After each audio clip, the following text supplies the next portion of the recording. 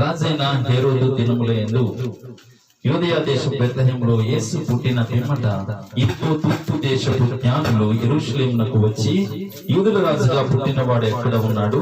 తూర్పు దిక్కున మేము ఆయన నక్షత్రము చూచి ఆయనను పూజింపవచ్చుదని చెప్పి ప్రార్థన చేద్దాం. పరిశుద్ధుడా, నీ వాక్యం ద్వారా మాతో మాట్లాడమని యేసుక్రీస్తు నామమున ప్రార్థిస్తున్నాం. ఆమేన్. హల్లెలూయా. కొద్దిసేపు అందరూ కూడా రిలాక్స్ అవ్వండి. హల్లెలూయా. అంటే మనము ఒక మతం గురించి ఆలోచించడం లేదు, వాస్తవాన్ని గురించి ఆలోచిస్తా ఉన్నాం. హల్లెలూయా కదా. ప్రపంచ చరిత్రలో కదా ఏ విషయాన్ని చెప్పాలన్నా, ఏ సంవత్సరం గురించి వివరించాలి అన్నా ఏమని చెప్తారు? భారతదేశానికి స్వాతంత్రం ఎప్పుడు వచ్చింది అంటే 1947 అని చెప్తారు. కానీ దాని ముందు ఒకటి ఉంటుంది, క్రీస్తు శకము అని ఉంటుంది. అలాగే బాబర్ దండయాత్ర ఎప్పుడు అంటే 1526 అని చెప్తారు. దాని ముందు ఏముంటుంది? క్రీసా అనే 2 అక్షరాలు ఉంటాయి.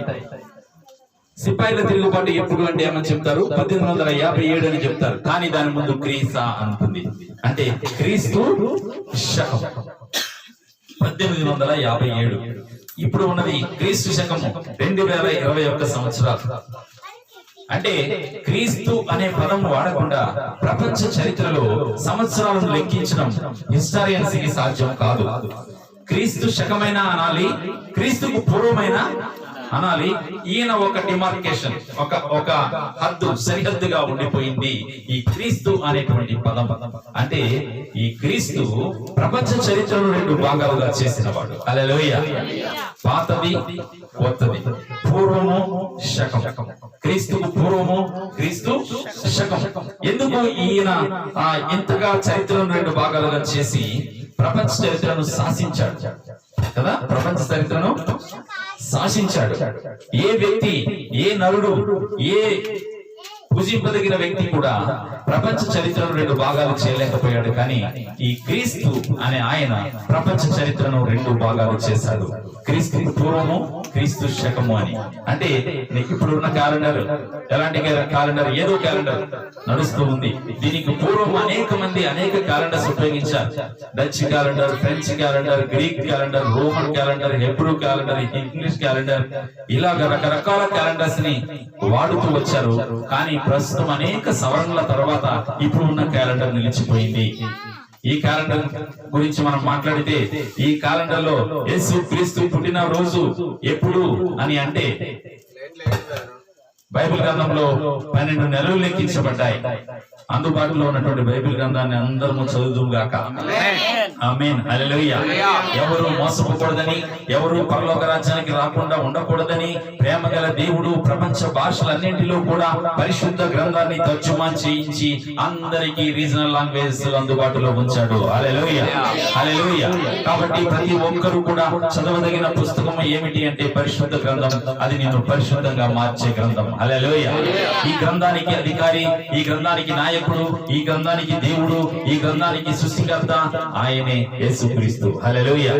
ఈయన క్రీస్తుకు పూర్వము, క్రీస్తు శకము అనే దాన్ని మొదటి నెల, మొదటి సంవత్సరం, మొదటి శతాబ్దం, మొదటి దినాన ఈ యేసుక్రీస్తు యొక్క శకం ప్రారంభమైందని అని మనం గుర్తించగలం కదా?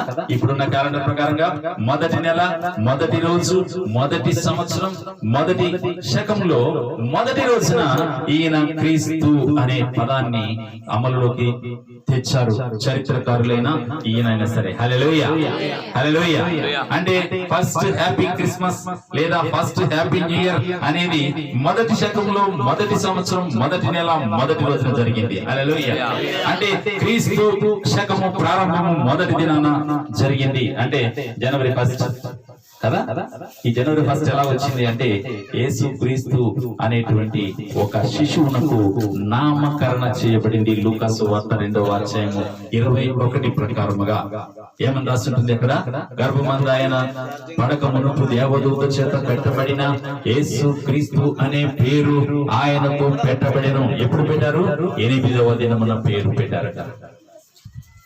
8వ దినాన ఈ శిశువునకు గర్భమందు పుట్టక మునుపు దేవదూత చేత పెట్టబడిన యేసు క్రీస్తు అనే పేరు 8వ దినాన పెట్టబడింది. అంటే 8వ దినము నుంచి క్రీస్తు శకము ప్రారంభము అయింది. అంటే జనవరి 1 మొదటి నెల, మొదటి సంవత్సరం, మొదటి శకం ప్రారంభము అయింది. అయితే ఈయన పుట్టింది ఎప్పుడు అంటే పేరు పెట్టక ముందే 8 రోజులు ముందు పుట్టాడు. అప్పటి వరకు శిశువుగా ఉన్నాడు. అయితే అంతకు ముందు దాని పరిస్థితి ఏమిటి అంటే అది ముందు నెల 12వ నెల క్రీస్తుకు పూర్వం. క్రీస్తుకు పూర్వం అంటే క్రీస్తుకు పూర్వము 8 రోజులు శిశువుగా ఉండి క్రీస్తు శకాన్ని ప్రారంభించాడు ఒక శిశువు. ఆ క్రీస్తు శకం ఇప్పుడు కూడా కొనసాగుతూ ఉంది. కానీ ఈ శిశువు యొక్క ప్రారంభం ఎక్కడ ఉంది? క్రీస్తుకు పూర్వము చివరి నెల చివరి 8 రోజుల్లో ఉంది. అంటే ఈయన వేరు ఎక్కడ ఉంది? క్రీస్తుకు పూర్వంలో ఉంది. దీన్ని యెషయా భక్తుడు ఏమంటారంటే యెషయి మొద్దు నుండి చిగురు పుట్టెను, వాని అంకురము నుండి వేరు ఎదిగి తన్ని ఫలించి. హల్లెలూయా. యెషయి మొద్దు నుండి చిగురు పుట్టును. పాత నిబంధన కాలంలో సృష్టికర్తైన దేవుడు సర్వాన్ని సృష్టించి ఆశ్చర్యకరుడు, ఆలోచనకర్త, బలవంతుడైనటువంటి దేవుడు ఆకాశాన్ని భూమిని నోటి మాటతో చేసి 5 దినాలు సృష్టిని అంతటిని చేసి 6వ దినాన తన స్వరూపమందు తన పోలిక చొప్పున నరుని చేశాడు. ఆ నరుడు పాపము చేసినందువల్ల ఈ దేవుడు పాపులకు కనిపించే దేవుడు కాదు. బైబిల్ గ్రంథంలో రాస్తాడు, యెషయా గ్రంథం 59వ అధ్యాయం 2వ వచనములో, మీ దోషములు మీకును మీ దేవునికి అడ్డుగా వచ్చెను కనుక ఆయన మీ మనవి ఆలకించకుండా ఉన్నాడు. మన చుట్టూ జరుగుతున్నవి మనం ఒక్కసారి చెప్పుకుందాం. కొద్ది నిమిషాలు నేను ముగిస్తాను కదా. భయమే భారతదేశ నాగరికత సింధు నాగరికత. భారతదేశ నాగరికత సింధు నాగరికత. అర్థమైన వాళ్ళు గ్రహించండి, గ్రహించిన వాళ్ళు తర్వాత ఇంకొకరికి చెప్పండి. భారతదేశ నాగరికత సింధు నాగరికత. దీనికంటే పాత నాగరికత మెసొపొటేమియా నాగరికత. మెసొపొటేమియా నాగరికత అంటే Iran, Iraq, Syria, Jordan, Israel దేశాలు ఉన్న ప్రదేశం. దానిని మెసొపొటేమియా నాగరికత అంటారు. అంటే భారతదేశ నాగరికత సింధు నాగరికత ఎందుకు వచ్చిందంటే భారతదేశానికి ఉత్తర భాగంలో సింధు నది ప్రవహిస్తుంది కాబట్టి ఆ సింధు ప్రాంత ప్రజలని, అటు ఇటు జీవించే ప్రజలని సింధు అన్నారు. ఆ సింధు నాగరికత పురాతనమైంది. దానికంటే 1000 సంవత్సరాలు పురాతనమైంది మెసొపొటేమియా నాగరికత. వాళ్ళు భారతదేశానికి వచ్చేటప్పుడు మంచు కొండల మధ్యలో నుంచి ఖైబర్ బోలాంకం ద్వారా లోపలకు వస్తారు. యేసుక్రీస్తు పుట్టినది ఆసియా ఖండంలోనే. హల్లెలూయా. మన దేశంలో ఉన్నది కూడా ఆసియా ఖండంలోనే. హల్లెలూయా. అమెరికా పోవాలంటే విమానంలో 16 గంటలు ప్రయాణం చేయాలి. యేసుక్రీస్తు పుట్టిన స్థలానికి నువ్వు వెళ్ళాలంటే 2 hours లో వెళ్ళిపోవచ్చు విమానంలో. హల్లెలూయా. ఎవరి దేవుడు? ఆసియా ఖండం వాళ్ళ దేవుడు. హల్లెలూయా. అమెరికా వాళ్ళ దేవుడు కాదు. వాళ్ళు దర్శించడానికి రావాలి, యెరూషలేం చూడడానికి రావాలంటే 16 గంటల జర్నీ విమానంలో చేయాలి. మనం వెళ్ళాలి అంటే 2 గంటల్లో వెళ్ళిపోవచ్చు. అయితే భారతదేశ నాగరికత మెసొపొటేమియా నాగరికత కంటే జూనియర్, చిన్నది. మెసొపొటేమియా నాగరికత చాలా పురాతనమైనది. నాకు నా చుట్టూ జరుగుతున్నవి ఏంటో తెలుసుకోవాలని ఆశ ఎక్కువగా ఉంటుంది. ఎందుకబ్బా ఈ బైబిల్లో దేవుడు 10 ఆజ్ఞలు ఇస్తాడు. ఆ 10 ఆజ్ఞలు ఇవ్వడానికి వెళ్ళిన మోషే తిరిగి వచ్చేసరికి వీళ్ళందరూ బంగారంతో ఒక దూడను చేసుకుంటారు. చేసుకుని ఇదే మీ దేవుడు అని అంటుంటారు. అప్పుడు దేవుడు కోపం వచ్చి వారిని విడదీస్తాడు. అయితే మోషే ఏం చేస్తాడు? 40 దినాలు కొండ మీద ఉపవాసం ఉండి దేవుడితో మాట్లాడినప్పుడు దేవుడు చెప్తాడు, నీ దేవుడు నేనే, నువ్వు అబద్ధం ఆడకూడదు, నీ తల్లిని తండ్రిని సన్మానించుము, నువ్వు వ్యభిచరించకూడదు, దొంగ తనము చేయకూడదు, అబద్ధ సాక్ష్యము పలుకకూడదు, నీ పొరుగువాని దగ్గర దేవుని ఆశించకూడదని చెబుతూ ఉంటే ప్రజలు ఓపిక పట్టలేక మమ్మల్ని తీసుకొచ్చిన దేవుడు ఎక్కడికి వెళ్ళాడు? ఐగుప్తు దేశం నుంచి మమ్మల్ని తీసుకొచ్చాడు కదా అని ఆ దేవుడు ఎక్కడికి వెళ్ళాడు? ఆ దేవుడి కోసం వెళ్ళిన మా ప్రవక్త, మా లీడర్, మా నాయకుడు మోషే ఎక్కడికి ఏమైపోయాడో తెలియదు అని చెప్పేసి వీళ్ళందరూ కూడా బంగారాన్ని సొంతంగా పోగేసుకుని ఒక దూడను తయారు చేస్తారు. దాని పేరు బయలు. ఈ వలస వచ్చిన ప్రజలు మెసొపొటేమియా నాగరికత నుంచి భారతదేశానికి కూడా వలస వచ్చారు. వలస వచ్చేటప్పుడు ఈ బయలును కూడా తీసుకుని వచ్చారు. అందుకే అది హిందీలో బైల్. హిందీలో ఏమంటారు? బైబిల్. చూడండి, టెర్మినాలజీ కూడా మారలేదు, పదజాలం కూడా మారలేదు. బైబిల్లో బయలు దేవత అని ఉంటుంది, హిందీలో బైబిల్. కాబట్టి వచ్చే నెలలో ఇంటింటికి తిప్పుతారు. అర్థమైందా? వచ్చే నెలలో ఇంటింటికి తిప్పుతారు. ఎందుకు తిప్పుతారంటే దేవుడు ఇశ్రాయేలీయులను ఐగుప్తు దేశంలో బానిసలుగా ఉంచినప్పుడు 430 సంవత్సరాలు ఒక భక్తుడు 6 లక్షల మంది ఇశ్రాయేలు నడిపించడానికి అతని నాయకుడిగా దేవుడు చేస్తాడు. హల్లెలూయా. అతడు మంచి చదువురే, యుద్ధ ప్రవీణుడే. ఐగుప్తు యుద్ధంలో ఆరితేరినటువంటి ఆ మోషే అనే వ్యక్తి దేవుని యొక్క రక్షణలో ఉండి దేవుని యొక్క ఆత్మచేత నడిపించబడతాడు. నడిపించబడినప్పుడు దేవుడు అతనితో 10 రకాల సూచక్రియలు చేయిస్తాడు ఐగుప్తు రాజు నుంచి విడిపించడానికి. అందులో కొన్ని సూచక్రియల్లో దేవుడు ఏమంటాడంటే, మీరు ఐగుప్తు దేశం నుంచి బయటకు వచ్చేటప్పుడు నేను చేసిన అద్భుతాలను బట్టి మీరు పస్కా పండుగను ఆచరించండి అని చెబుతూ ఒక ఆజ్ఞ ఇస్తాడు. లేవికాండము 23వ అధ్యాయము 5వ వచనం. మొదటి నెల, జాగ్రత్తగా వినండి, మొదటి నెల 14వ దినమున సాయంకాలమందు యెహోవాకు పస్కా పండుగ జరుగును. మొదటి నెల. ఏ క్యాలెండర్లో ఏమైపోయో నాకు తెలియదు, ఇప్పుడున్న క్యాలెండర్ గురించి నేను మాట్లాడుతున్నాను. మొదటి నెల. ఈ సృష్టికర్త అయిన దేవుడు ఎంత నిజమైనడో తెలియడం కోసం నేను మాట్లాడుతున్నాను. మొదటి నెల 14వ దినమున యెహోవాకు పస్కా పండుగ జరుగుతుంది. మొదటి నెల 14వ దినమున. ఆ నెల 15వ దినమున యెహోవాకు పొంగని రొట్టెల పండుగ జరుగుతుంది. అంటే మొదటి నెలలో 14వ దినమున 15వ దినమున పండుగలు జరుగుతాయి. ఎందుకు జరుగుతాయట? నిర్గమకాండము 12వ అధ్యాయము 42వ వచనం. ఆయన ఐగుప్తు దేశములో నుండి వారిని బయటకు రప్పించినందుకు ఇది యెహోవాకు ఆచరింపదగిన రాత్రి.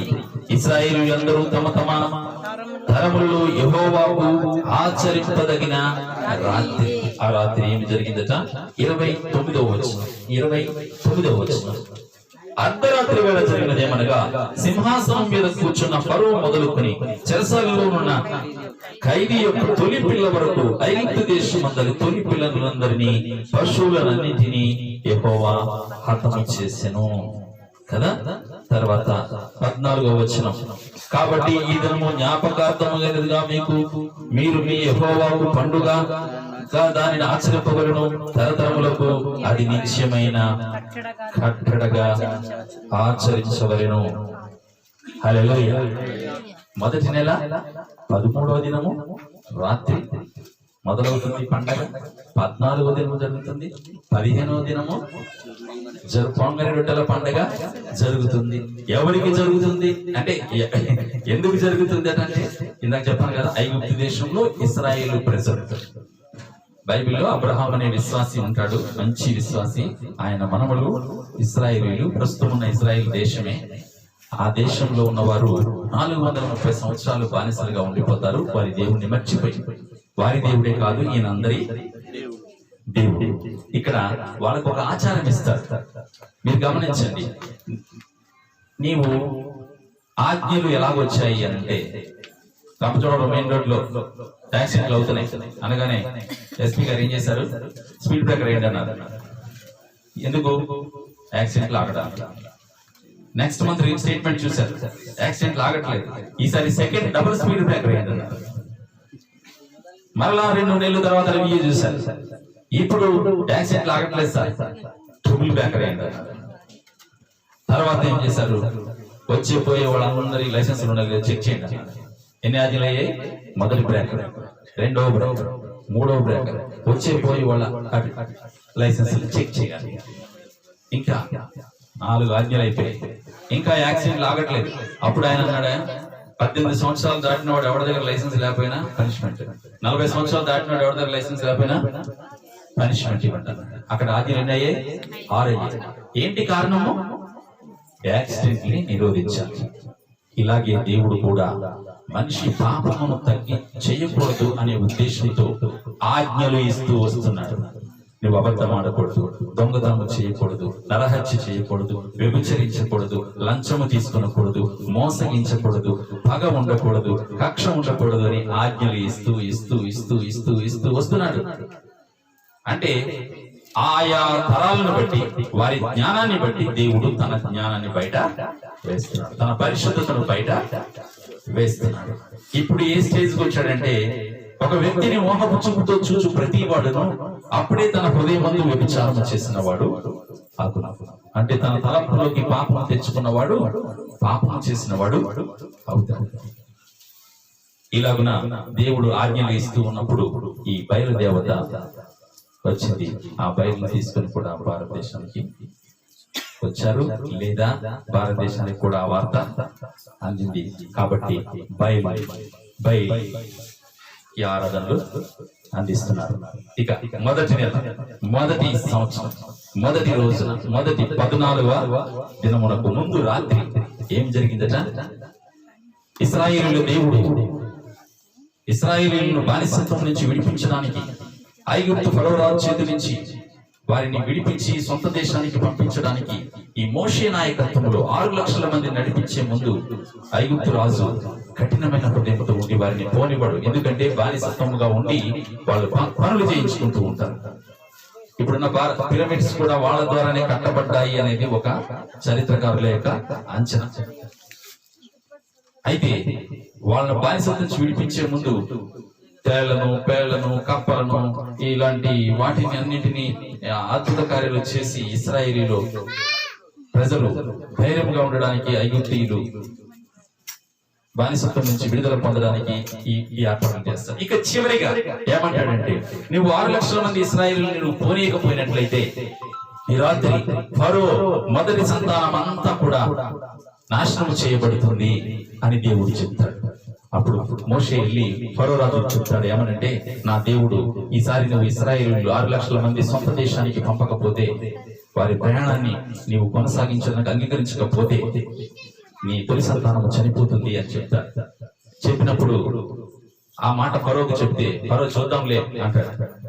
కానీ ఆ రోజు రాత్రి మరలా అడుగుతారు వీళ్ళందరూ, అయ్యా వాళ్ళ మొదటి సంతానం అంతా చనిపోతుంది, ఇశ్రాయేలీయులైన మా సంతానం యొక్క పరిస్థితి ఏమిటి అంటే, ఒక గొర్రెపిల్లని తీసుకో, బలి అర్పించు, ఆ గొర్రెపిల్ల రక్తాన్ని ఇశ్రాయేలీయుల గుమ్మాలకి పూసుకోనండి, ఆ ఏ గుమ్మానికైతే ఈ రక్తం ఉంటుందో అందులో ఉన్న శిశువులు చనిపోరు అని చెప్తారు.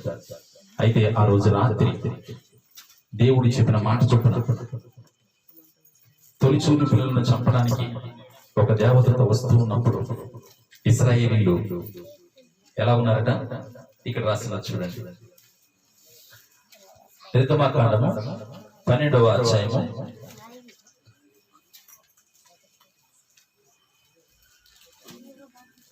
42వ వచనం. ఆయన ఐగుప్తు దేశములో నుండి వారిని బయటకు రప్పించినందుకు ఇది యెహోవాకు ఆచరింపదగిన రాత్రి. ఇశ్రాయేలీయులందరూ తమ తమ తరములలో యెహోవాకు ఆచరింపదగిన రాత్రి ఇదే. చూడండి 13వ వచనం, 12వ అధ్యాయం 13వ వచనం. మీరున్న ఇండ్ల మీద ఆ రక్తం మీకు గుర్తుగా ఉండను, నేను ఆ రక్తమును చూచి మిమ్మల్ని నశింప చేయక దాటిపోయేదను. నేను ఐగుప్తు దేశమును పాడు చేయుచుండగా మిమ్మల్ని సంహరించుటకు తెగులు మీ మీదికి రాదు కదా. అంటే ఆ రాత్రి 29వ వచనం, అర్ధరాత్రి వేళ జరిగినదేమనగా, సింహాసనం మీద కూర్చున్న ఫరో మొదలుకొని చెరసాలలో ఉన్న ఖైదీ యొక్క తొలి పిల్ల వరకు ఐగుప్తు దేశమంతలి తొలి పిల్లలందరినీ, పశువుల తొలి పిల్లలన్నిటినీ యెహోవా హతము చేశాను. తనకు ప్రార్థన చేస్తున్న ప్రజలు మేము బానిసత్వం నుంచి వెళ్ళిపోతాం అని అడిగినప్పుడు దేవుడు వారి కొరకు చేసిన ప్రత్యేక కార్యాలు ఇవి. హల్లెలూయా. నీవు కూడా పాపమును అసహించుకొని పరిశుద్ధముగా ఉండి పరిశుద్ధుడైన దేవుడిని నీ హృదయంలో కలిగి ఉన్నట్లయితే దేవుడు నీ కొరకు గొప్ప కార్యాలు చేస్తాడు. హల్లెలూయా. ఆయన మార్పు లేని దేవుడుగా ఉన్నాడు. కాబట్టి ఆ రాత్రి ఎలా ఉందంటే, ఇశ్రాయేలీయులు అందరూ కూడా ఎదురు చూస్తూ ఉన్నారు, దేవుడు అన్నమాట చేస్తాడు. కాబట్టి ఈ సంహారకుడు వచ్చి ఇంటిలో ఉన్న ప్రజలను చంపేస్తాడు, ప్రథమ సంతతిని చంపేస్తాడనగానే లోపలికి వస్తుంటే ఎలాగుందంటే, వాళ్ళ ఇల్లు వీళ్ళ ఇల్లు అన్ని కూడా మధ్య మధ్యలో ఉన్నాయి. కేవలం కేక ఎక్కడొచ్చిందో అక్కడ దేవుడు వచ్చాడు. తీర్పు జరుగుతుంది, ఐగుప్తీయుల ప్రథమ సంతతి చనిపోతుంది అని ఇశ్రాయేలీయులు తమ ఇళ్ల లోపల బిక్కుమంటూ ఉండేవారు. నిద్రపడుతుందా? ఒక్క రాత్రి జరిగింది. ఐగుప్తీయుల ప్రథమ సంతతి గృహాల్లో ఉన్న పిల్లలు చనిపోతున్నారు.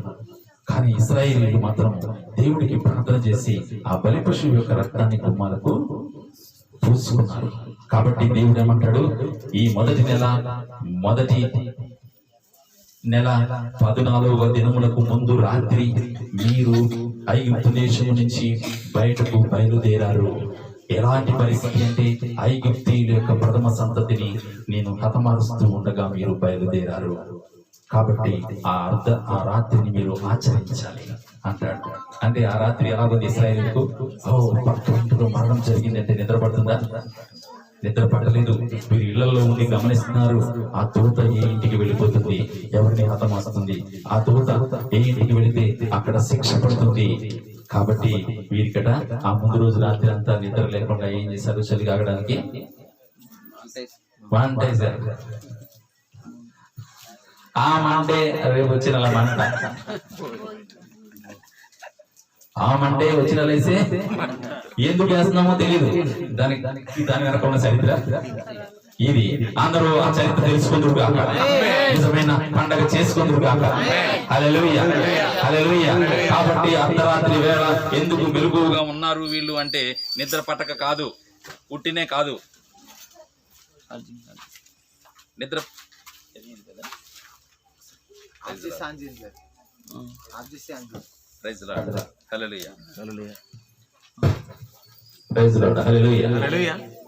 నిద్ర పట్టక కాదు, జరిగిన చరిత్ర ఇది.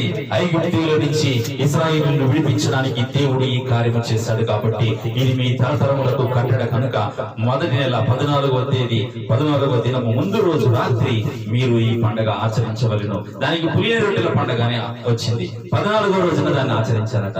15వ రోజున పొంగలి రొట్టెల పండగ ఆచరించారట. అందుకే మనం పొంగలి రొట్టెలు చేస్తాం. ఏంటి పొంగలి రొట్టెలు? పొంగడాలు అంటే పొంగిపోయినాయి. ఈయన ఉండలేక దాన్ని కూడా తగిలించారు. రిసెలు పొంగవయ్యి కానీ రొట్టెలు. తర్వాత ఇంకో మాట కదా, ఈ నిర్గమాకాండము 12వ అధ్యాయము 18వ వచనం. మొదటి నెల 14వ దినము సాయంకాలం మొదలుకొని ఆ నెల 21వ దినము సాయంకాలం వరకు మీరు పులియని రొట్టెలను తినవలెను. ఏమని ఆజ్ఞాపించాడు దేవుడు? మీరు 14వ రోజు నుంచి 21వ దినం వరకు కూడా పులియని రొట్టెలు, పొంగని రొట్టెలు తినాలి, వండుకోవాలి, తినాలి. అందుకే వచ్చే నెలలో సెలవు. ఎప్పుడు 21వ తారీఖు. ఎందుకంటే వండినని తినడానికి కదా. అంటే దేవుడు, నేను ఎందుకు ఈ మాటలు చెప్తున్నానంటే, దేవుడు చరిత్రలో ఎంతగా ఒదిగిపోయి ఉన్నాడో, ఎంతగా ఆయన ఒదిగిపోయి చరిత్రలో ఉన్నాడు. ఇదే ఇశ్రాయేలుని తీసుకుని వెళుతూ ఉన్నప్పుడు పాములు పాటు వేస్తూ ఉంటాయి. అప్పుడు మమ్మల్ని తీసుకొచ్చిన ఈ మోజెస్ ఎక్కడున్నాడు, ఈ మోషే ఎక్కడున్నాడు అని అన్నప్పుడు మోషే దేవునికి ప్రార్థన చేస్తాడు. అయ్యా, ఇశ్రాయేలీయులు మేము ఐగుప్తు నుంచి ఆ పట్టణానికి, మా కనాను దేశానికి, మా ఇశ్రాయేల్ దేశానికి ప్రయాణం చేస్తుంటే పాములు కాటేస్తే చనిపోతున్నాము అన్నప్పుడు మోషే ప్రార్థన చేస్తాడు. దేవుడా, నువ్వు ప్రజల్ని బయలుదేరమన్నావు, బయలుదేరారు. ఐగుప్తు దేశం నుంచి పాములు కాటు వేస్తున్నాయి.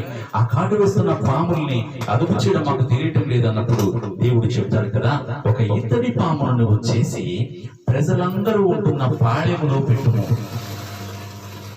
అని దేవుడే చెప్తాడు. ఒక ఇత్తడి పామును తయారు చేసి ఎవరికైనా పాము కాటు వేస్తే ఆ పాము వైపు చూడమని చెప్పు. ఏ పాము?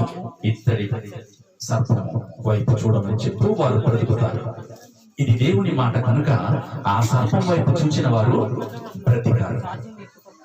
అయితే ఈ మాటల్లో లక్ష్యం ఉంచిన వారిలో మోషే వంటి వారు, మోజెస్ వంటి వారు, ఆత్మ సంబంధులు, నిజమైన దేవునితో సంబంధం కలిగి ఉండాలని కోరుకునే వారు ఏం చేశారంటే, దేవుడు ఎంత గొప్పవాడు, సర్పపు కాటు నుంచి తప్పించుకోవడానికి ఒక ఇతడి సర్పాన్ని చేసి దాని వైపు చూడమన్నాడు. దేవుని మాటలో ఎంత గొప్పతనం ఉంది, దేవాన్ని ఎంత గొప్పవాడివి, నీవు నీతిమంతుడు కనుక నేను కూడా నీతిగా ఉంటాను అని ఆయన వెంబడించారు. హల్లెలూయా. మరికొంతమంది ఏం చేశారంటే, ఇది చూసినందువల్లే బ్రతికాము కాబట్టి దీనికి కాపీలు చేసుకుందాము అని దీని కాపీలు చేశారు. దీని కాపీలను చేసి దీని వల్లే బ్రతికాము అనుకున్నారు. కానీ అసలు విషయం ఏంటి అంటే, దీన్ని చెయ్యమన్న దేవుడు గొప్పవాడు. హల్లెలూయా. ఏ విషయమైతే విరిగిపోతుందో ఈ సర్పం వైపు చూసినప్పుడు ఎందుకు విరిగిపోతుంది? దేవుడు చెప్పాడు కనుక. అయితే ప్రజల్లో ఒక పెర్వర్టెడ్ మెంటాలిటీ ఉంది, ఒక అపార్థం చేసుకునే మనుషు ఉంది. సృష్టికర్త పరిశుద్ధుడు, ఆ పరిశుద్ధతకు బదులుగా మరొక దానిని అలవాటు చేసుకుని ఈ సర్పాన్ని కూడా చూస్తే బ్రతుకుతాము అని అలవాటు చేసుకుని దాన్ని కూడా గుడారంలో పెట్టుకున్నాడట. ఆ మొసపొటేమియా నాగరికత నుంచి సింధు నాగరికత కూడా అలవాటు చేశాడట. అది మన చుట్టూ కూడా అలవాటు అయిందట. అందుకని దీన్ని కూడా మనం ఆరాధన చేస్తాం. ఈ దేవుడు అండగోలుగా నమ్మేమని చెప్పట్లే, దీని వెనక చరిత్ర ఉంది. కాబట్టి దీన్ని నమ్మిన వారు పరిశుద్ధతను లక్ష్య పెట్టట్లేదు. కానీ మోసెస్ లాంటి వాడు, ఇది చెయ్యమన్న దేవుడు గొప్పవాడు, ఇది చేయమన్న దేవుడు పరిశుద్ధుడు, ఇది చేయమన్న దేవుడు నీతిమంతుడు, యథార్థవంతుడు, కాబట్టి ఆయనతో సంబంధం కలిగి ఉండాలి, ఆయనతో సహవాసం చేయాలి అని కోరుకుంటున్నారు. దేవుని యొక్క ప్రణాళిక ఏమిటి అంటే, ఆయన పరిశుద్ధుడు కనుక నిత్య రాజ్యంలోనికి, పరలోక రాజ్యంలోనికి వెళ్లే వారు కూడా పరిశుద్ధంగా ఉండాలని. మన జీవితం 100 సంవత్సరాలే. ఈ 100 సంవత్సరాల్లో మనం పుట్టించింది దేవుడు పరిశుద్ధులుగా ప్రతి ఒక్కరిని కుటుంబాల్లో పుట్టించాడు. 10 ఏళ్ళు, 12 ఏళ్ళు, 15 ఏళ్ళు వస్తున్నప్పుడు నువ్వు మంచి చెడులు గుర్తిస్తున్నప్పుడు, ఒక్కొక్కసారి చెడును చేసినప్పుడు నీకు ఆనందం కలుగుతుంది. ఎవరో చూడనప్పుడు ఎక్కువ ఆనందం కలుగుతుంది, ఎవరికి దొరికినప్పుడు ఎక్కువ ఆనందము కలుగుతుంది. దేవుడు అంటున్నాడు, బాల్యకాలంలో నీకు నేను మంచితనాన్ని, మంచి స్వభావాన్ని నేను ఇచ్చాను. బాల్యకాలంలో నీకు మంచి స్వభావాన్ని, మంచి ప్రవర్తనను నేను ఇచ్చాను.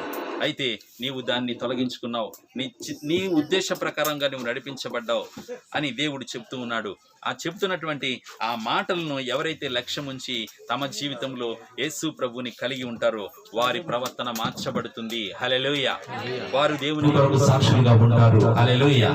వారి దేవుని బిడ్డలుగా మారుతారు. ఆయన కోరుతుండేమిటి అంటే, బాల్యకాలంలో నేను యథార్థవంతులుగా మిమ్మల్ని పుట్టించాను, మధ్యలో చెడుతనాన్ని నేర్చుకున్నారు, చివరిలో మరలా ఆ చెడుతనాన్ని విడిచిపెట్టి మీరు పరలోక రాజ్యానికి రావాలి. అంటే మీరు లోకాన్ని, పాపాన్ని విడిచిపెట్టే ముందు, నువ్వు పాపాన్ని విడిచిపెట్టడానికి నీవు ఇష్టపూర్వకంగా ముందుకు రాని దేవుడు కోరుతున్నాడు. హల్లెలూయా.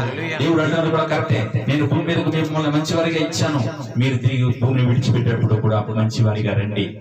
అంటే ఏం జరగాలి అంటే, ఈ చెడు ప్రవర్తన మానివేయబడి లేదా మార్చబడి నీవు యథార్థవంతుడుగా మారాలి. ఎప్పటిలోగా? నువ్వు చనిపోయేలాగా. ఎప్పుడు చనిపోతావు ఏమో తెలియదు, ఎవరికి తెలియదు. కరోనా 2 సంవత్సరాలు అయిపోయింది, మనం దేవుని కృప వల్ల బయటపడ్డాం, దేవుని ఉద్దేశ ప్రకారంగా మనం బయట పడ్డాం. అయితే దేవుడు చెప్తుంది ఏంటంటే, ఈ చెడుతనము నువ్వు తెలిసి తెలియక చేస్తావు, క్షమించమని అడుగు, నేను క్షమిస్తాను, మరలా చేయకుండా నేను నిలువబెడతాను. దీన్నే పునర్జన్మ అంటారు. మన దేశస్తులు ఏమంటారు? పునర్జన్మ అంటారు. క్రైస్తవులు ఏమంటారు? మారు మనస్సు అంటారు. అంటే వేరు మనస్సు అంటారు. వేరు మనసు అంటే కొత్త మనసు కాదు. త్రాగుడు తాగేవాడు. ఈ బెదర్ క్రిస్మస్కి వెళ్ళినప్పుడల్లా బిర్యానీ అందరు పెడతా ఉంటే, అందరూ కూడా చికెన్ బిర్యానీ పెడుతుంటే బ్రాందీ ఎక్కడ పోతానని అనుకోడు. క్రిస్మస్ పండుగ ఆ బ్యాచ్ వేరే ఉంటదంటే అక్కడ వెళ్ళిపోయాడు ఎదుర్కొంటూ చీకట్లు. అది క్రిస్మస్ అనుకునేవాడు, అది వేరే ప్రవర్తన. దేవుడు ఇప్పుడు క్రిస్మస్ ఏంటి? అతనికి ఆ త్రాగుడిని మాన్పించేశాడు. అది పునర్జన్మ. అది పునర్జన్మ. ఆ పునర్జన్మ దేవుడు ఇస్తానంటున్నాడు. అది నీకు అసాధ్యమే. కానీ ఒక విషయం మర్చిపోకు, అందరినీ నేను ఒకే వ్యక్తి నుంచి తయారు చేశాను. అందుకే ప్రపంచంలో మనుషులందరూ డిజైన్ ఒకటే, అంతేనా? అమెరికా వాడికి 3 కాళ్ళు 2 తలలు లేవుగా.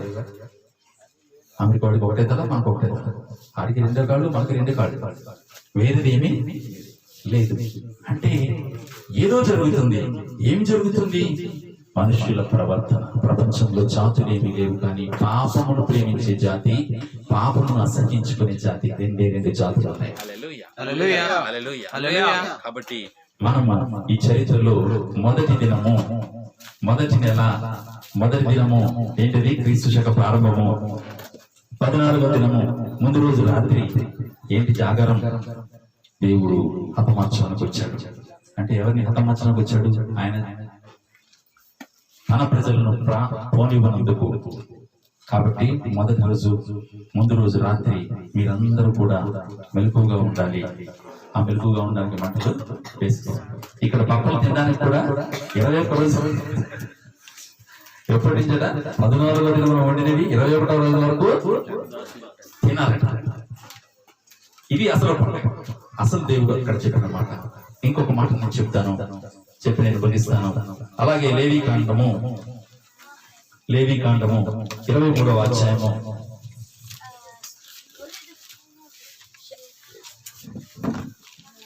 10వ వచనం.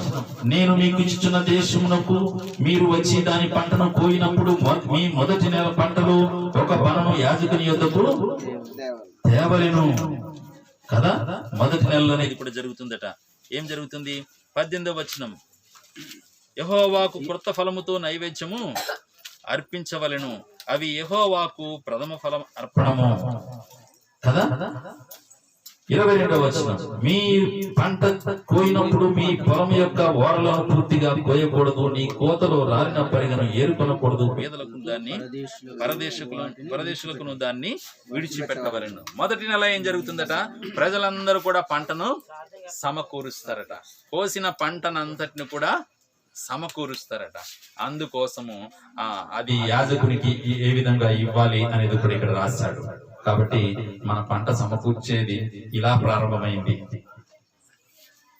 కనుక నిన్ను వాస్తవంలోకి తీసుకొని వద్దామని నేను ప్రయత్నము చేస్తున్నాను. బైబిల్ గ్రంథంలో దేవుడు అంటాడు, ఎవరైనా నా కుమారుడుగా ఉండదలుచుకున్న బిడ్డ ఎవరైనా ఉన్నట్టయితే వాడు మద్యము తాగకూడదు, ద్రాక్షారసము పానము చేయకూడదు, మత్తు పానీయాలు తీసుకునకూడదు, నాకు ప్రతిష్ఠించిన వాడు అలాగుండాలి అన్నప్పుడట ఒక 4 యవనస్తులు షడ్రక్ మేషక్ అబేద్నెగో అనేవాళ్ళు దేవుని కొరకు సాక్షులుగా ఉండడానికి మత్తు పదార్థాలను త్రాక్కుండా, మాంసాహారము తినకుండా, కాయగూరలను మాత్రమే తినేవారట.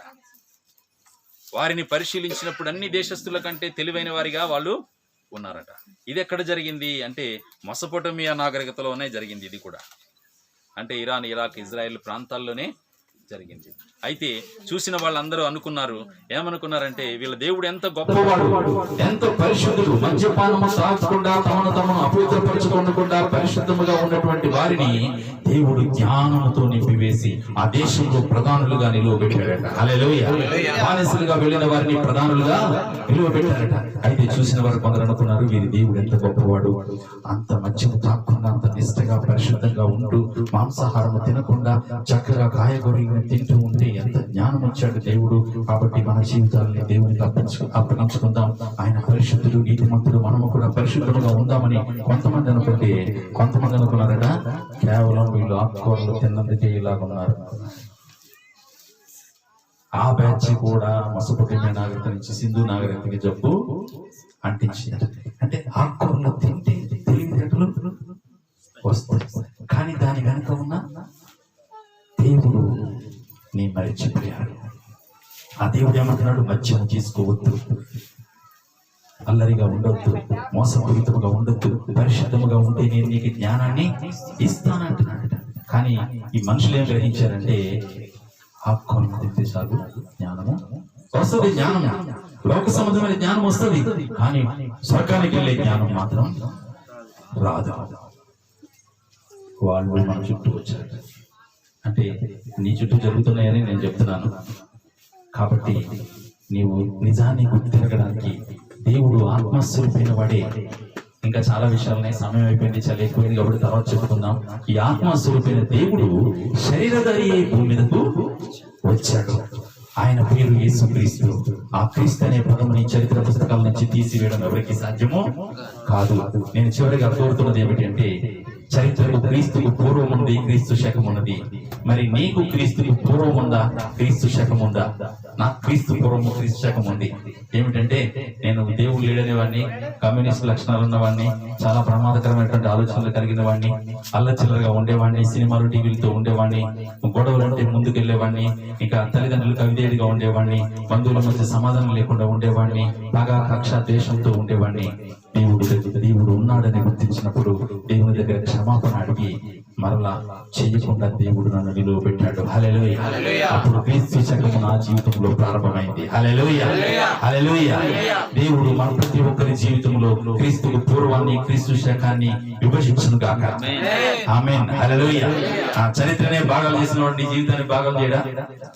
1000 సంవత్సరాలకి మధ్యన ఒక కటింగ్ వేశాడు కదా, 100 సంవత్సరాలు బతికే నీ జీవితానికి మధ్యలో కటింగ్ వేస్తాడు. కానీ బైబిల్లో విచిత్రమైన పద్ధతి ఏంటంటే authority lies on acceptance. Authority lies on acceptance. Administration లో చెప్తారు ఈ మాట. అంటే ఏంటంటే ఎవరి అధికారాన్ని నువ్వు ఒప్పుకోకుండా ఎవరు నీ మీద అధికారమో చలాయించలేదు. నేను చెప్పి మాట్లాడుతున్నారా? బ్రదర్ తాగొద్దు బ్రదర్ అన్నందుతో నువ్వు డబ్బులు ఇస్తున్నావు అంటే ఐ ఫినిష్. నేనేం చేయలేదు. టీవీ చూడద్దు బ్రదర్, టీవీ కొనిచ్చావు నువ్వు, నేనేం చేయలేదు. అన్న అథారిటీ ఎప్పుడు పనిచేస్తుంది? ఇతను అంగీకరించినప్పుడే పని చేస్తుంది. ఒక సిస్టర్ అంటది సినిమాలు చూడద్దని బైబిల్ ఉంది. సినిమాలే లేవు బైబిల్ టైంలో. ఇంక నేనేం చెప్తాను అంటే దాని అర్థం ఏంటి? సినిమాలు కనిపెట్టలేదు అప్పటికే, ఇప్పుడు సినిమాలు చూడద్దు ఎందుకు అంటున్నారు కదా. సెల్ ఫోన్ చూడొద్దు, పిచ్చి పిచ్చి అన్ని ఉంటాయంటే సెల్ గురించి బైబిల్లో ఉందేంటి అంటే నువ్వు వంకరగా తప్పించుకోవడానికి ఎన్ని మార్గాలైనా ఉంటాయి. కానీ దేవుడు పరిశుద్ధుడు. అసలు ఈ పరిశుద్ధత ఎలా ఉంటుంది? దేవుడు తన పిల్లలగడానికి అంగీకరించిన వారందరికీ అధికారం ఇచ్చాడట. యోహాను సువార్తలో తనని అందరూ అంగీకరించారు, వారికి అందరికీ తన పిల్లలవడానికి అధికారము ఇచ్చాడు. అయితే ఆ అధికారం ఎలాంటిదంటే నీవు ప్రార్థన చేస్తే యేసు ప్రభు పేరున ఇతరులు చెడుతనాన్ని నుంచి విడుదల పొందుతాడు. హల్లెలూయా. యేసుక్రీస్తు నామములో నువ్వు ప్రార్థన చేస్తే దెయ్యాలు పోతాయి. హల్లెలూయా. రోగులు స్వస్థపడతారు. హల్లెలూయా. అద్భుత కార్యాలు ఆశ్చర్యకార్యాలు జరుగుతాయి. హల్లెలూయా. ఈ కార్యాలు నీ ద్వారా జరగాలి అంటే నీవు ముందు నీ హృదయం అనే ఇంటిని ఖాళీ చేయాలి. అంతేనా? మన అద్దెళ్ళకి వచ్చినప్పుడు కూడా ఇల్లు ఖాళీ చేసేదాకా కడిగేదాకా కొత్త రాదు, అవును కదా, అందరికి తెలిసింది. అలాగే నీ హృదయంలో ఉన్న పాపాన్ని ఖాళీ చేసేదాకా కొత్తగా యేసు ప్రభు నీ హృదయంలోకి రాదు. కాబట్టి క్రీస్తు శకము క్రీస్తుకు పూర్వం అనేది నీ హృదయంలో ఉండాలి అని అంటే ఆయన అధికారాన్ని యాక్సెప్ట్ చేయాలి. ఆయన అధికారాన్ని ఒప్పుకుంటే నేను నమ్మను, నాకు కాదు, నాకు యేసు ప్రభు ఎందుకు, నాకు అవసరం లేదంటే ఓకే వెరీ గుడ్ అని వెళ్ళిపోతుంది అంతే. ఎందుకంటే ఆయన్ని ఆరాధించే వారు కోట్లు కొద్ది ప్రజలు ఉన్నారు. నీవు తెలుసుకో, ఆయన వెంబడిస్తావా వెంబడించవా, స్వర్గం కావాలా అక్కర్లేదా నువ్వు నిర్ణయించుకో. ఈ పుస్తకాన్ని చదువుకో, లేదా ఈ మాటలు విను, గ్రహించు. తప్పులు ఉన్నట్లయితే, నేను తప్పు చెప్పినట్టయితే ఇందులో మాటలు నువ్వు గ్రహించాలి. ఆ రోజున మొదటి నెల 14వ రోజున, 12వ రోజున, 13వ రోజున, 15వ రోజున పండుగ చేసుకోండి అన్నాడు. మొదటి బ్రేకర్ అన్నమాట. అయిపోయి ఆ రోజులన్నీ అయిపోయి. ఇప్పుడంతా జ్ఞానకాలం. వాషింగ్ మిషన్లు వచ్చాయి, సెల్ ఫోన్స్ వచ్చాయి, ఇంకా రకరకాలు వచ్చాయి. ఇంకా మనిషి అన్ని రిమోటే, యుద్ధాలు కూడా రిమోటే వచ్చే రోజులు కదా. అలాంటి రోజుల్లో నీవు జ్ఞానవంతుడు కాబట్టి నువ్వు జ్ఞానముతో దేవుని కనుబంధువు కాక. ఆమేన్, హల్లెలూయా, హల్లెలూయా. నువ్వు జ్ఞానముతో దేవుని కనుగొని అంత ఎందుకు? ఇంకో మాట చెప్పి నేను ముగిస్తాను. బైబిల్ అంతా కూడా చరిత్ర, బైబిల్ అంతా కూడా జరుగుతున్నవి, జరగబోయి, జరగవలసినవి రాసి పెట్టారు. సెప్టెంబర్ 11న 2 విమానాలతో అమెరికాలో దాడి జరిగింది. ఆ రోజున ఇజ్రాయెల్ దేశంలో ఉన్న ఉద్యోగస్తులందరూ కూడా సెలవు పెట్టేశారు. హల్లెలూయా. 2 టవర్స్ మీద అటాక్ జరిగింది. దాదాపు ఒక 50,000 ప్రజలు చనిపోయారు. దాని గురించి జెఫన్యా గ్రంథంలో రాసి ఉంటుంది బైబిల్లో. అయితే వీళ్ళు ఆ రోజున ఆ వరల్డ్ ట్రేడ్ సెంటర్ లో పనిచేసే ఇజ్రాయేలీలందరూ సెలవు పెట్టారు. ఎందుకు వచ్చిందంటే వాళ్ళ దేశం చార్టర్ వచ్చింది, మీరు సెప్టెంబర్ 11న లీవ్ పెట్టి ఇళ్లలో కూర్చోండి. అయితే ఈ FBI అమెరికా ఇంటెలిజెన్స్ వాళ్ళు ఏమంటారంటే వీళ్ళకి ఏదో తెలుసు కాబట్టి పెట్టారు, సెలవు పెట్టారు. ఆ రోజే టవర్స్ కూలిపోయి, వీళ్ళకి ముందే టవర్స్ కూర్చోవడం తెలుసు కాబట్టి సెలవు పెట్టారు. కాదు, వాళ్ళు ఏం చేస్తారంటే తెలుసా? బైబిల్ యూనివర్సిటీలో బైబిల్లో ఉన్న ప్రతి దానిని ఎప్పుడు జరుగుతుందా అని లెక్కలు వేస్తూ స్టాటిస్టిక్స్ రాస్తా ఉంటారు. అందులో భాగంగా వరల్డ్ ట్రేడ్ సెంటర్ అనే దాంట్లో జెఫన్యా గ్రంథంలో ఫలానా రోజున ఫలానా సమయంలో ఈ టవర్స్ కూలిపోతాయి కాబట్టి మన ఎంప్లాయీస్ అందరూ కూడా లీవ్ పెట్టారు, తప్పించుకున్నారు. హల్లెలూయా, హల్లెలూయా. నీ చుట్టూ జరుగుతున్నవన్నీ కూడా బైబిల్ సంబంధించిన విషయాలే. ఇంకెక్కువసేపు చెప్పడానికి ఏం లేదు, చల్లి పర్మిషన్ ఇవ్వటం లేదు కదా. ఆధార సంఖ్య వచ్చింది 666 ముద్ర వస్తుందని బైబిల్ రాసింది. ప్రతి మనిషి నొసటి మీద చివరి రోజుల్లో 666 అనే ముద్ర వేస్తారు అని ఒక మాట బైబిల్ రాసి ఉంది. ఆ 666 ఏమిటి అంటే, ఇక్కడ ఒక బార్ కోడ్ ఉంటుంది. ఇక్కడ ఈ బార్ కోడ్ లో మొదటి గీత, మధ్య గీత, చివరి గీత ఉంటాయి. అది ఒక కోడ్ ప్రకారంగా 666 అంటే ఈ బాటిల్ కి 666 ముద్ర ఉంది. ఎప్పుడు తయారైంది, దీని చరిత్ర ఏంటి, ఎన్ని రోజులు ఉంటుంది, ఎక్స్పైరీ డేట్ ఎప్పుడు, దీని ఓనర్ ఎవరు, దీని కంపెనీ ఏమిటి, రేట్ ఎంత, ఎప్పటి వరకు వాడచ్చు అనేది దీనికి ఉంటాయి. దీని చరిత్ర ఉంటుంది. దీనికి 66 అనే ముద్ర పేపర్ మీద ఉంది. కానీ దేవుడు అంటాడు, ప్రతి ఒక్కరి నొసటి మీదకి వస్తుంది ఈ నంబర్ అంటాడు. దీనికి ఏం చేసిందంటే, ప్రపంచం జ్ఞానంతో ఒక చిన్న సిమ్ కార్డును తయారు చేసింది. సెల్ ఫోన్ నీ శరీరం అయితే నీ బాడీలో ఎందుకు సిమ్ కార్డు పెట్టకూడదు? సెల్ ఫోన్ టెంపరేచర్ గమనించినప్పుడు, సెల్ ఫోన్ లొకేషన్ గమనించినప్పుడు ఒక మనిషి లొకేషన్ ఎందుకు గమనించకూడదని మనుషులు ఏం చేశారంటే, బాడీని సెల్ ఫోన్ లాగా చేసి భావించి ఒక బాడీ టెంపరేచర్ తో పనిచేసే చిన్న సిమ్ కార్డ్ ని తయారు చేసి దాన్ని నొసటి మీద కానీ కుడి చేతి వెనక కానీ పెట్టొచ్చని డిసైడ్ చేశారు. కొన్ని దేశాల్లో ఇస్తున్నారు. As professed in the Bible. అంటే దేవుడు ముందుగానే విషయాన్ని చెప్తున్నాడు. నొసటి మీద కానీ కుడి చేతి వెనుక కానీ ముద్ర వేయించుకున్న వారు అగ్ని గంధకములతో మండుచున్న కుండములు పడవేయబడతారు. ఈ కంప్యూటర్ యుగం యొక్క చివరి ఫలితం ఏమిటి అంటే, ఈ 666 ముద్ర ఇస్తారు. ఆ ముద్ర పొందిన వారు నరకంలో వేయబడతారు. కాబట్టి అంటే బైబిల్కి ఎంత వాస్తవికత ఉందో, ఎంత సత్యం ఉందో, బైబిల్లో ఉన్న దేవునికి ఈ రోజు మనం పుట్టినరోజు చేసుకుంటున్నటువంటి ఈ శిశువైన క్రీస్తు చెప్పిన మాటలు ఎంత బలమైనవో మనం గుర్తించడానికి నేను ఈ మాటలు చెబుతున్నాను. హల్లెలూయా. కాబట్టి ఈ శిశువు ఎవరట? ఆశ్చర్యకరుడు, ఆలోచనకర్త, బలవంతుడైన దేవుడు, నిత్యుడు తండ్రి. హల్లెలూయా. ఈ దేవుడే ఇశ్రాయేలును నడిపించాడు. ఈ దేవుడే 666 వేస్తారని కూడా ప్రవచనం ద్వారా చెప్పించాడు. నీవు ఆయన రాజ్యంలో ఉంటావో లేదో అనేది నీ ముందు నిర్ణయించబడింది. నీవు అధికారానికి ఒప్పుకుంటేనే, ఆయన అధికారానికి ఒప్పుకుంటేనే, ఆయన వాక్య ప్రకారంగా బ్రతుకుతానని నీ హృదయంలో స్వీకరిస్తేనే ఆయన నీ ప్రవర్తనను మార్చగలరు, లేకపోతే ఏమీ చేయలేదు. హల్లెలూయా.